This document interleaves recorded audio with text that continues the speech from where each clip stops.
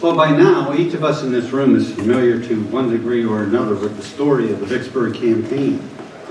It is a stirring tale of heroism, courage, and valor by American soldiers, unexcelled in the annals of our nation's history.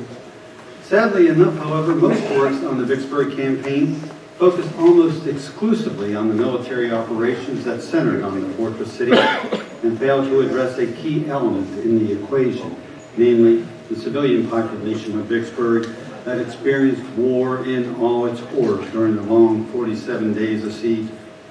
Who were these people, and what is their story? It is the story of people such as Emma Balfour, an attractive Vicksburg socialite, and her husband William, a prominent physician. Of Mary Loughborough from Missouri, who followed her soldier husband James across the Great River and was trapped in the doomed city.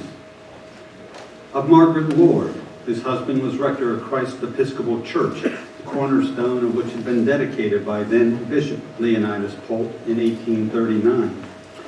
And it is the story of thousands like them, nameless faces really. Theirs were the faces of the young and the not so young, faces that were clean shaven or heavily bearded, faces of men and women and children, those who were free or slave, native Mississippians, and immigrants. Collectively, they were the citizens of Vicksburg, nearly 5,000 in number in 1860, when Civil War tore the nation asunder, a war which fate cruelly dictated would directly impact their lives more so than people in any other American city, north or south. Situated on the east bank of the Mississippi River, the city was founded by and named for the Reverend Newitt Vick, a Methodist minister from Virginia, who in 1812 first viewed the Father of Waters from the heights on which the city now stands. But it was the silent water of the Great River which gave birth to the town and nourished its soil. Through industry and thrift, those who followed Vick tamed the land and traditionally yielded a bountiful harvest. An abundance of wood, cotton, and foodstuffs soon ushered in brisk and profitable trade to cities and towns along the river and its tributaries. The steamboats which plied the river at Vicksburg came from New Orleans, Memphis, St. Louis, Louisville, and Pittsburgh, and brought prosperity to the city on the hill, which grew in wealth and charm to become by 1860 one of the larger cities in Mississippi and was considered by many among the most beautiful in the South. Situated high atop the bluffs, overlooking the river, Vicksburg attracted people from throughout the region and beyond, each one of whom brought a new dimension to the city. Variety came to characterize the people in their city. By 1860, noted one historian, the hills were tiered with buildings. Long, low warehouses lay along the waterfront. 3 blocks up from the river, the best stores and shops lined Washington Street. Farther away from the river, Greek Revival homes, shielded by fences and hedges, stood aloof from the streets, and less pretentious houses were stacked along the hillsides. The most prominent structure was the Warren County Courthouse, built by slave labor on the highest hill in Vicksburg. Completed in 1858, the courthouse symbolized not only the city's prominence as a county seat, but proclaimed to the world that Vicksburg was a bold, confident, and dynamic community, traits that would lead the city during the war and sustain her people in their darkest hour. Although noted for its charm and beauty, it was the people who gave Vicksburg its identity, its flavor. They were a mixture of people from across the South with a sprinkling of Northerners and immigrants from more than a score of foreign lands. This diversity was reflected in every aspect of community life, from architecture to clothing, social customs to religion, and made Vicksburg unique among the towns along the river. These people, together with the agricultural community served by Vicksburg, supported almost 100 shops, banks, stores, factories, and business houses of one sort or another, noted historian Peter Walker. In his classic study of the city entitled Vicksburg, A People at War, 1861 to 1865, Walker writes, wholesale grocers, commission merchants, and cotton brokers held the largest business interest in the city. druggists, gunsmiths, tailors, jewelers, insurance salesmen, publishers, bookbinders, carriage makers, stove and boiler makers, photographers, bakers, confectioners, nurserymen, liquor dealers, and dressmakers catered to the legitimate wants and wishes of the community.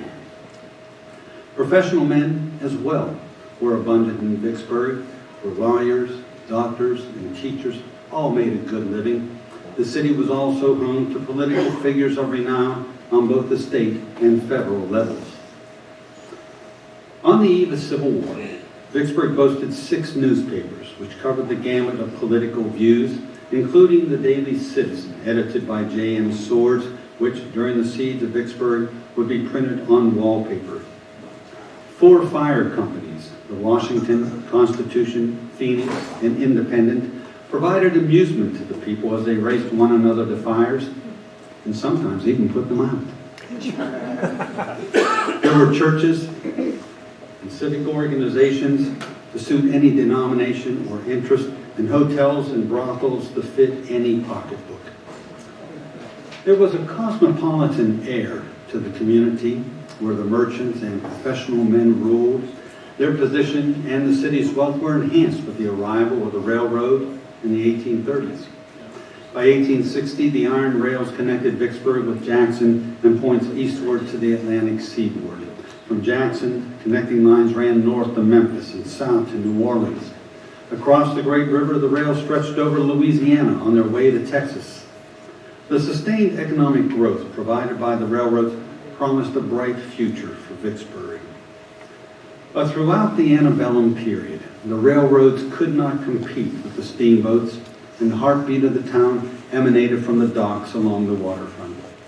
Their slaves, free men of color, and Irish immigrants unloaded the precious cargoes of finished products and luxury items such as silks, china, glassware, and wines, and loaded the boats high with cotton, the white gold of the fertile lower Mississippi River Valley.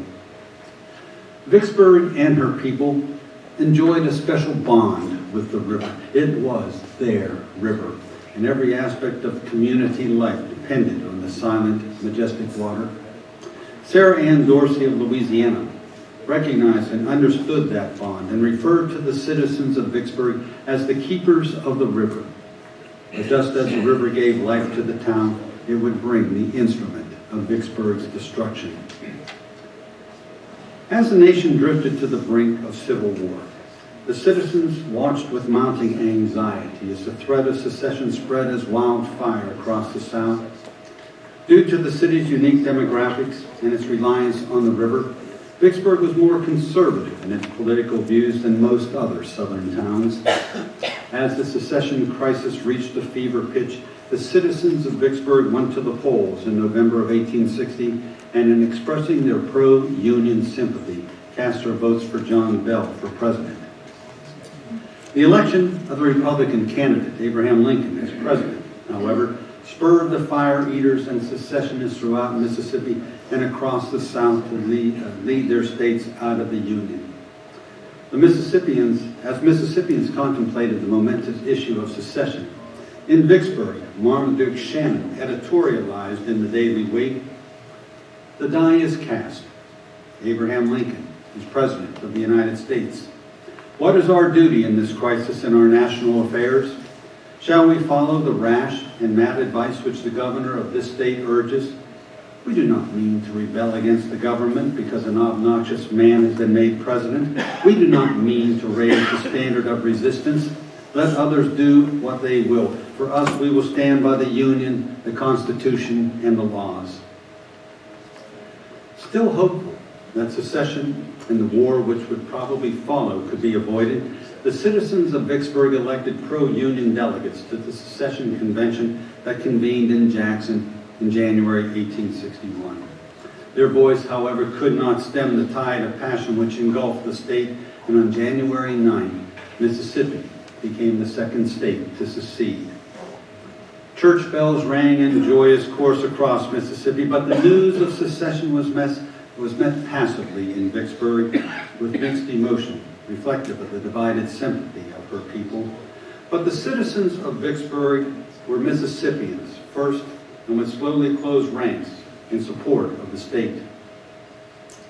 The firing on Fort Sumter on April 12, 1861, followed by President Lincoln's call for troops, crushed all hopes for reunification or peaceful secession. For good or ill, the citizens of Vicksburg found themselves at war, one in which their city would be the target of enemy guns.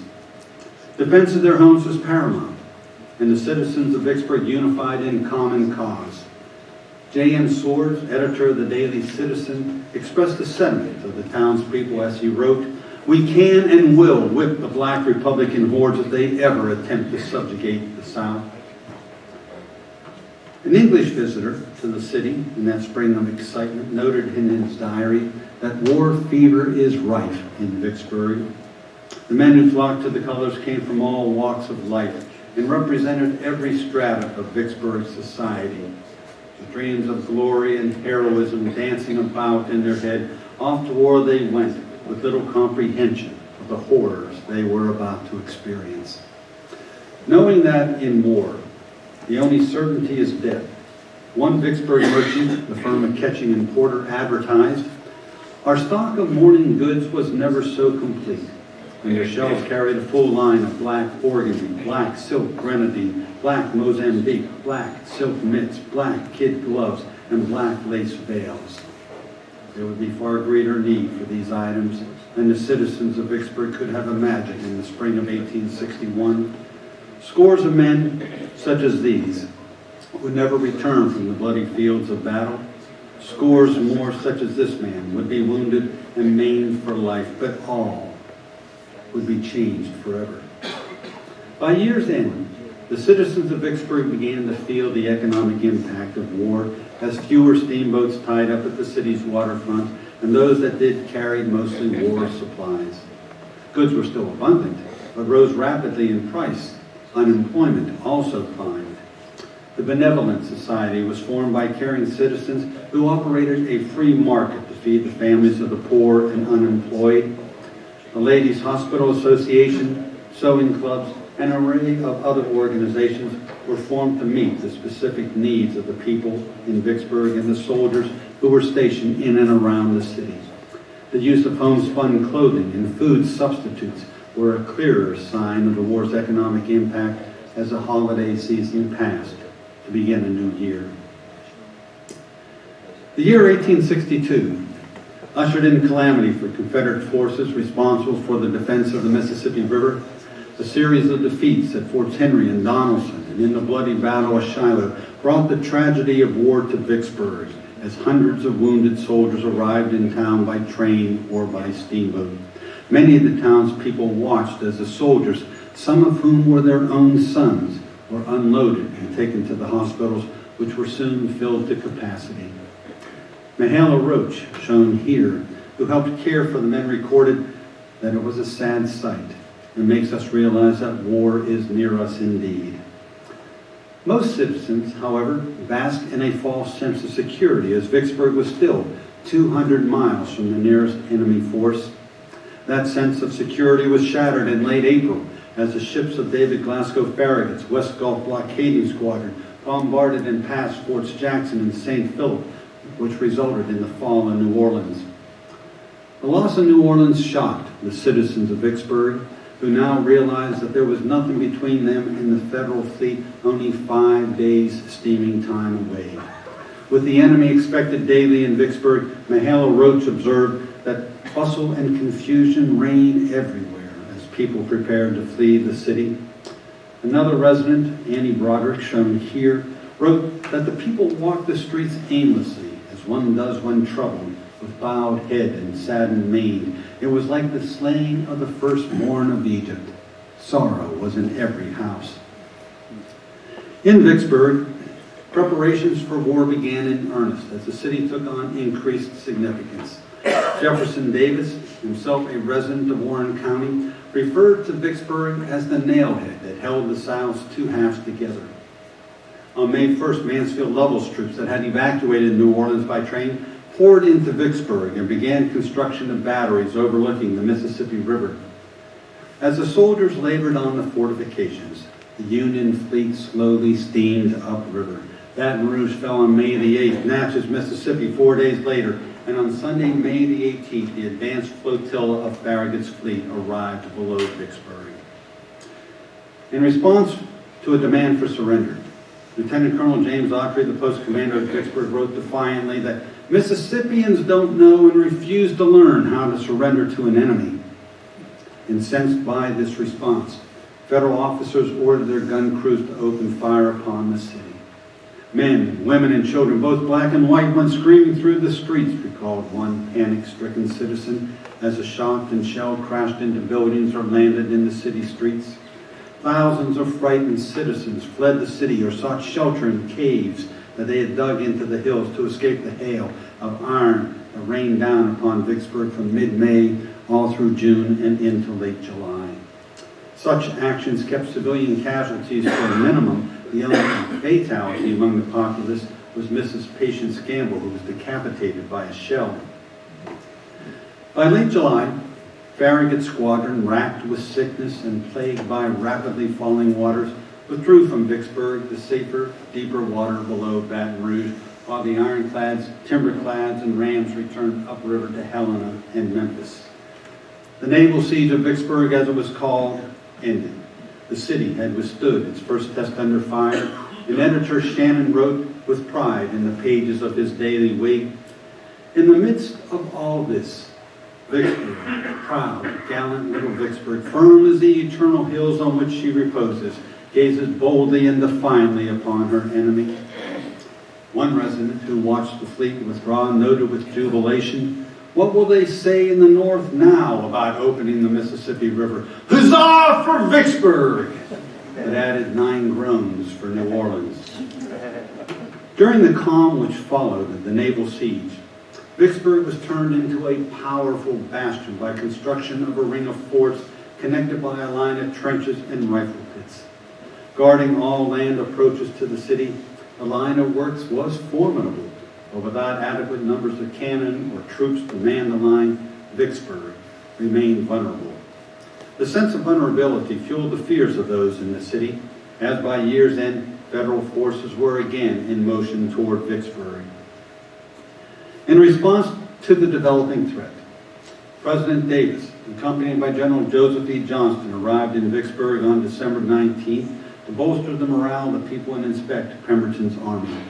The president, as you recall, was impressed by the strength of the fortifications which ringed the city. Johnston, however, declared the line of earthworks to be nothing but an elaborate trap and warned that certain disaster awaited the army which manned Vicksburg's defenses. Davis's visit was short, and the assurances he provided failed to assuage the fears of those who lived in the Hill City, while Johnston's keen military instincts only provided the citizens with ominous prophecy.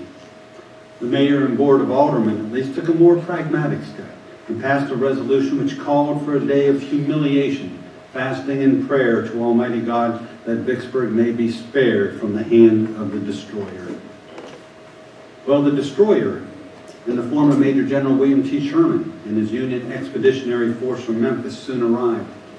On Christmas Eve, the ranking officers of the Vicksburg garrison attended a gala ball hosted by Dr. William Balfour and his wife Emma. Unaware of Sherman's approach, the officers, dressed in their finest uniforms, danced the night away with the belles of Vicksburg. Suddenly, the music and dancing stopped when a courier, covered in mud, burst into the room and handed a warning message to the Confederate commander, Major General Martin Luther Smith, then in command of the garrison. Reading the note, he exclaimed, "This ball is at an end. The enemy are coming down the river. All non-combatants must leave the city." The garrison was called to arms and prepared to do battle.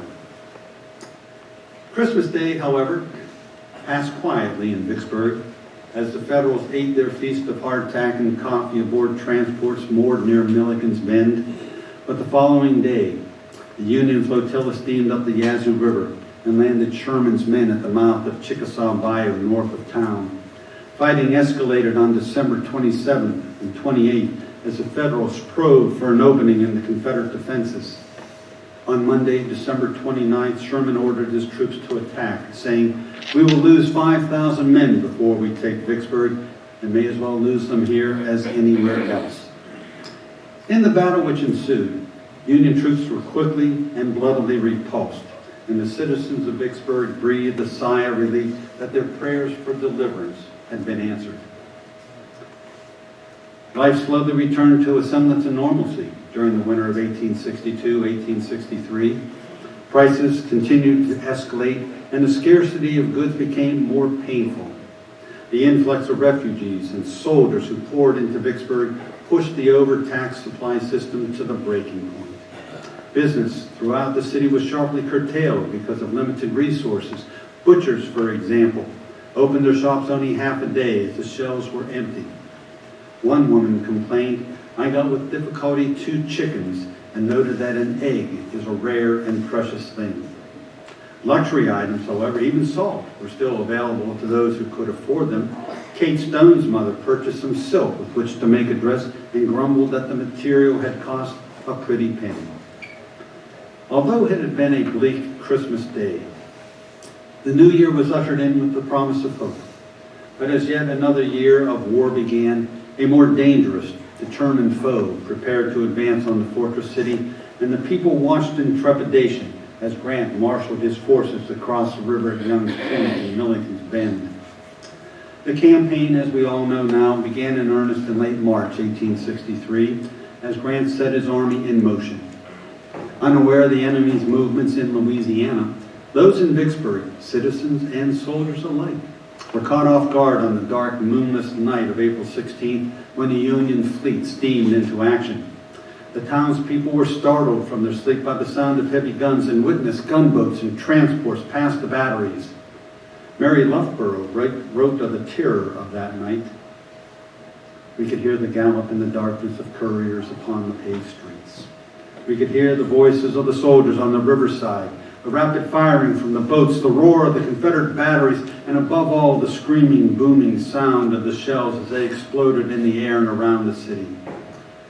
By morning light, all was quiet again, and the citizens went about their daily routines as if nothing had happened. Oddly enough, the people of Vicksburg garnered little information on the events which unfolded around them as the Union Army crossed the Mississippi River and pushed deep into the interior of their state. It was not until the 16th of May, when the roar of the cannon at Champion Hill echoed through the city streets, that they realized the proximity of their danger. Uncertainty and fear crept into their hearts, but few would accept as truth the rumors of disaster and defeat which spread as wildfire throughout town. Sunday, the 17th of May, dawned bright and clear. The birds are singing as merrily as if all were well, recorded Emma Balfour.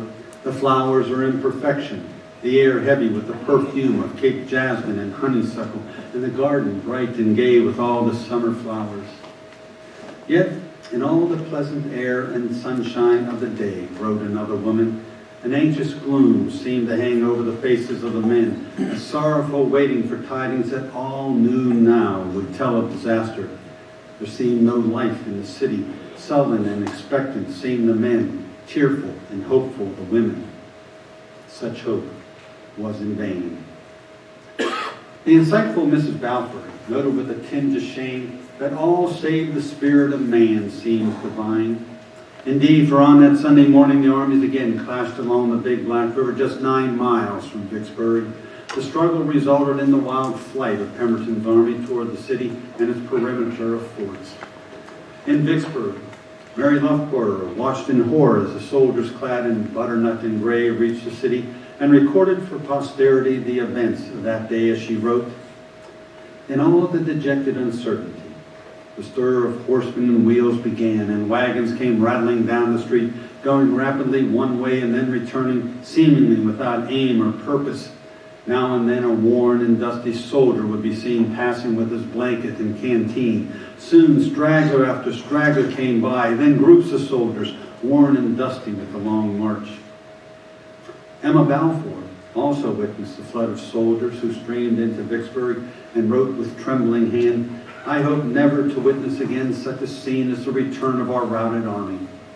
From 12 o'clock until late in the night, the streets and roads were jammed with wagons, cannon, horses, men, mules, stock, sheep, everything you can imagine that appertains to an army being brought hurriedly within the entrenchment.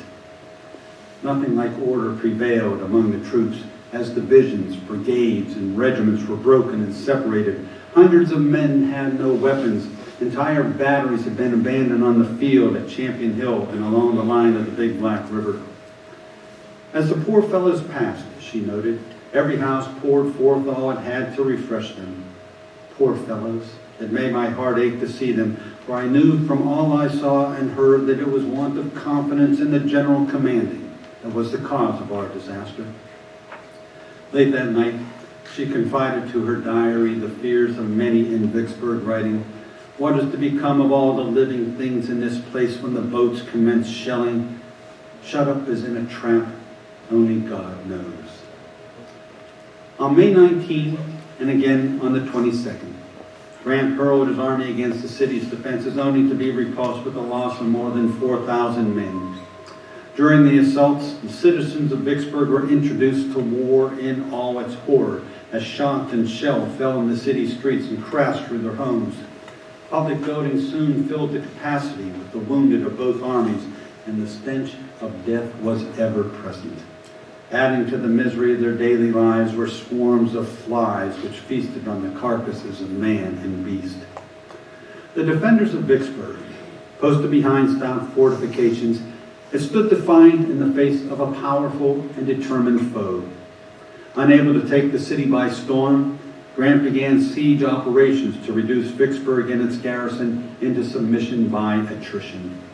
Throughout the month of May and into June, Union soldiers slowly extended their lines to the left and to the right until they invested the beleaguered city. Once the investment was completed, Pemberton's garrison was effectively cut off from all supply and communications with the outside world. For the citizens and soldiers trapped in Vicksburg, life soon became a terrifying quest for survival. They had to subsist solely on what they had stockpiled in Vicksburg prior to the siege, and with each passing day, those supplies dwindled until they were nearly exhausted. Disease began to spread rapid through the ranks. Dysentery, diarrhea, malaria, and various fevers all took a heavy toll of human life and were more certain of death than were the Union sharpshooters. As the siege progressed, a steady stream of men, first by the score, then hundreds, could be seen to lay their weapons aside and walk or crawl as best they could to the hospitals in Vicksburg. Public buildings were filled to capacity, and many fine private residences were converted to hospitals, but even there was no succor as medicines were in short supply. Each day, the dead wagons, as they came to be known, made their rounds to the hospital, and the dead were brought out in ever-increasing number and carried to their long rest and interred in the city cemetery northeast of town. Adding to the horrors caused by shortages of food and water, Union land and naval batteries shelled the city and its defenses. Powerful batteries were established along the siege lines as federal artillerists placed 220 cannon, many of which were rifle guns, and bombarded the fortress city night and day. Rear Admiral David Dixon Porter also moved his gunboats into position to engage the Confederate river batteries and stationed mortar scows on the far side of DeSoto Point opposite Vicksburg. The large 13-inch mortar could hurl a 218-pound ball 1/2 mile in the air, which at the height of its trajectory blocked out the afternoon sun. When the bombs, as they were called by the citizens of Vicksburg, crashed to earth and exploded, the explosion created a crater almost 15 feet deep. There appeared to be no safety anywhere. Life under siege soon translated into life underground, as citizens and soldiers alike dug deep into the lowest hills and hollowed out rooms in which to live. At first, those who fled to the caves found the conditions abhorrent. When we went into the cave this evening and sat down, recorded one resident of town, the earthy, suffocating feeling as of a living tomb was dreadful to me. I fear I shall risk death outside rather than melt in that dark furnace. Mrs. Balfour wrote in similar terms of her experiences. As all this rushed over me, and the sense of suffocation from being underground, the certainty that there was no way of escape, that we were hemmed in, caged, For one moment, my heart seemed to stand still. It was a feeling that she and others would grow accustomed to over the next 6 weeks. Mary Loughborough, whose husband James was an officer in Pemberton's army, was forced underground with her daughter to seek shelter from the artillery projectiles which fell like rain upon the city. Of her experiences, she lived to write. The caves were plainly becoming a necessity, as some persons had been killed on the street by fragments of shell.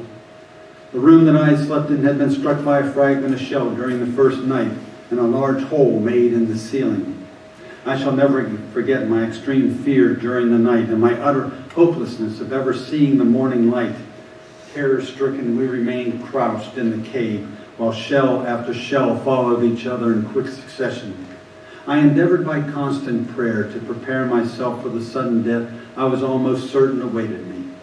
My heart stood still as we would hear the reports from the guns and the rushing and fearful sound of the shells that came toward us. As it neared, the noise became deafening. The air was full of the rushing sound. Pains darted through my temples. My ears were full of the confusing noise. And as it exploded, the report flashed through my head like an electric shock, leaving me in a quiet state of terror, the most painful that I can imagine, cowering in a corner, holding my child to my heart, the only feeling of my life being the choking throbs of my heart that rendered me almost breathless. As singly as they fell short or beyond the cave, I was aroused by a feeling of thankfulness that was of short duration. Again and again, a terrible fright came over us in that night. Caves were the fashion, the rage over besieged Vicksburg, noted one terror-stricken resident. Negroes who understood their business hired themselves out to dig them at from $30 to $50 according to the size. Buying and selling of caves became a brisk and often lucrative business. One citizen explained, many persons, considering different localities unsafe, would sell them to others who had been less fortunate or less provident, and so great was the demand for cave workmen that a new branch of industry sprang up and became popular. The caves became so numerous that one woman remarked the hillsides were so honeycombed with caves that the streets looked like avenues in a cemetery. Despite life in a cave, many of the townspeople remained defiant. Among them was Emma Balfour, who entered in her diary on May 30. The general impression is that they fire at the city, in that way thinking that they will wear out the women and children and sick, and General Pemberton will be impatient to surrender the place on that account. But they little know the spirit of the Vicksburg women and children if they expect this. A woman whose remarkable strength would be taxed to the limit. She boasted with pride, rather than let them know that they are causing us any suffering, I would be content to suffer martyrdom. Her sentiments were shared by many in the early days of siege. But as the bombardment continued day after weary day, week after bloody week, even the resolute began to weaken. Civilians soon realized that they were not immune to the death of the battlefield. Although figures vary as to the total of civilian casualties, the harsh reality was that innocent men, women, and children died victims of war. Mrs. Loughborough recorded in her journal the death of one child. Sitting in the cave one evening, I heard the most heart-rending screams and moans. I was told that a mother had taken a child into a cave about 100 yards from us, and having laid it on its little bed, as the poor woman believed, in safety, she took her seat near the entrance of the cave. A mortar shell came rushing through the air and fell with much force, entering the earth above the sleeping child. And oh, the most horrible sight to the mother, crushing in the upper part of the little sleeping head and taking away the young innocent life without a look or word of passing love to be treasured by the mother's heart. The dreaded bombs preyed on those in Vicksburg regardless of gender, race, or age. A little Negro child playing in the yard had found a shell, recalled one resident. The discovery ended in death for the child, who in rolling and turning it had innocently pounded the fuse. The terrible explosion followed, showing as the white smoke floated away the mangled remains of a life that to the mother's heart had possessed all of beauty and joy. A Confederate soldier observed that the only time the shelling stopped was when Federal artillerists ate their morning, noon, and evening meals. During these brief intervals when silence reigned, many who lived in Vicksburg were lured into a false sense of security and ventured forth from their caves. Often they were trapped on the city streets when the shelling resumed and had to dodge deadly projectiles as they raced to the shelter of the caves. Not all, however, reached safety. The observant Mrs. Loughborough captured one such tragedy. A young girl, becoming weary in the confinement of the cave, hastily ran to the house in the interval that elapsed between the slowly falling shells. On returning, an explosion sounded near her, one wild scream, and she ran into her mother's presence, sinking like a wounded dove, the lifeblood flowing over the light summer dress in crimson ripples from the death wound in her side caused by the shell fragment. The suffering of those in Vicksburg would haunt for the remainder of her days one woman who clung to life in a cave. The screams of the women of Vicksburg were the saddest I have ever heard, she later wrote of those who lost loved ones to Union shells. The wailings over the dead seemed full of heartsick agony.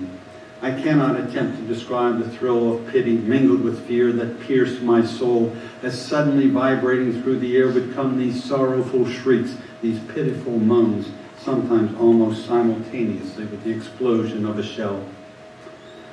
During one of the more intense periods of shelling, Margaret Lord, wife of the Reverend Dr. William Lord, rector of Christ Church, tried to comfort her daughter Lida as the family crouched in the basement of their house of worship. "Don't cry, my darling," she soothed the child, assuring her that God will protect us. The little girl could not be calmed and continued sobbing, saying, "But Mama, I'm so afraid God's killed too." The shelling and constant fear of death wore heavily on the nerves of the soldiers in the trenches as it did the citizens such as Lida Lord. "Another day like the past 21 as one day could be like another," complained Lieutenant William Brennan in the pages of his diary on June the 9th. "Monotony does not convey all the sameness of these days imposes on one. There is a tension of nerves and extreme anxiety as you have experienced for a few moments, and that you have felt had you to endure it long it would craze you." 2 days later he wrote of the scepter which overshadowed the monotony of events in Vicksburg and made the days so difficult to bear. "The mortality here at this time is very great. Hardly a day passes but I see dozens of men carried to their last homes. They are buried in a trench with a blanket for their shroud. Coffins cannot be had for all of them. Graves are dug today for use tomorrow." Citizens and soldiers alike came to fear that death was certain should the siege continue throughout the summer. Everywhere they looked evidenced the destructive power of the besieging army, the grip of which was slowly strangling them into submission. "How blightingly the hand of warfare lay upon the town," observed Mary Loughborough, whose memory of life in the once magnificent city of Vicksburg seemed but a dream. Food supplies dwindled, and just as with the soldiers who stood steadfast in the trenches, the citizens of Vicksburg came to stare at starvation. Prices for all commodities were exorbitant, as goods of any kind were practically non-existent. By the end of June, one could walk through the marketplaces along Washington Street and see skinned rats hanging for sale. The shortages of even life's basic necessities was made painfully more apparent as the Daily Citizen, Vicksburg's leading newspaper, came to be issued on wallpaper. Yet in the midst of suffering and death, there was new life. At least 2 children were born in caves during the siege. In honor of the circumstances which greeted his arrival into the world, one boy was christened William Siege Green. For the newborn babies, their parents, and all others in Vicksburg, there were also reasons for hope. Surely the authorities in Richmond would not forsake a city as significant as Vicksburg was to the Confederacy. Knowing that General Joseph E. Johnston had been sent to Mississippi by President Davis to rescue Vicksburg and its besieged garrison, relief was on their minds, and their constant prayer was for deliverance. But that deliverance, as we all know, never came, and the sands of time expired. On the hot afternoon of July 3rd, White flags of truce appeared along the lines. A trio of officers in gray, led by General John Pemberton, rode out from the city along the Jackson Road and beyond the defense line. Riding to meet them was a larger cavalcade of officers in gray, led by General Grant. The two generals, however, failed to come to terms during this meeting, but agreed to a cessation of hostilities and continued communications through an exchange of notes. Late that night, Grant sent in his final terms, which were accepted by Pemberton in the pre-dawn darkness on the 4th of July. The siege of Vicksburg was over, word of which spread quickly among the civilian population as the first streaks of dawn brightened the sky. The morning was deathly quiet, and as the people of Vicksburg grappled with emotions, the valiant defenders of the city marched forth from their works, stacked their arms, unbuckled their accoutrements, and furled their flags. Those who remained steadfast to the end broke down and shed tears unashamedly as they returned to their works to await what fate held in store for them. Venturing from the caves that had sheltered them through the long ordeal of siege, the citizens slowly returned to their homes to await their own fate at the hands of Union occupation forces. Young Lucy McRae was moved to tears by the sights which enveloped her as she reached the family home on Main Street, accompanied by her younger brother. How sad was the spectacle that met our gaze, she wrote. Arms stacked in the center of the streets, men with tearful eyes and downcast faces walking here and there, men sitting in groups feeling that they would gladly have given their lifeblood on the battlefield rather than hand over the guns and sabers so dear to them. Echoing those sentiments was Margaret Lord, who with a heavy heart watched as our poor fellows came in a continuous stream past the house, so pale, so emaciated, and so grief-stricken, panting with the heat, and oh, saddest of all, without their colors and arms. When informed by her husband, James, that Vicksburg had surrendered, Mary Loughborough wandered from her cave for the first time in days. On the hill above us, the earth was literally covered with fragments of shell, parrot, shrapnel, canister. She was amazed that anyone had escaped the missiles of destruction which rained down upon the city for weeks, and recorded in her journal that many balls lay in every direction, flattened, dented, and bent from contact with trees and pieces of wood in their flight. The grass seemed deadened, the ground plowed into furrows in many places, while scattered all over like giant's pepper, the numberless quantity of the shrapnel balls. Despite the appalling sights, for those who had survived the constant bombardment by Union cannon and heavy mortars, the most stunning sensation of all was silence. It seems to me I can hear the silence and feel it too, gently breathed Dora Anderson. It wraps me like a soft garment. How else can I express this peace? Resigning herself to the silence, Mary Loughborough expressed the sentiment to many in Vicksburg as she sighed, Amen. Residents who had fled the city prior to the siege slowly returned that day. Ida Barlow was one who returned to Vicksburg on July 4th and noted starving men, women, and children with rags hanging to them stalked the streets in utter despair. They had given all for their country and had not left but a feeble claim on life, and this they were ready to give also. Truly, they had lost most everything but life itself and the will to survive. Kate Stone, who returned to a home laid desolate by war, typified the spirit of those who resumed life in and around Vicksburg. We must bear our losses as best we can, she boldly proclaimed. Nothing is left but to endure. Endure they would, these noble people, the ravages of war, the humiliation of occupation, and the pain of reconstruction, to make Vicksburg once again a shiny city on the bluffs.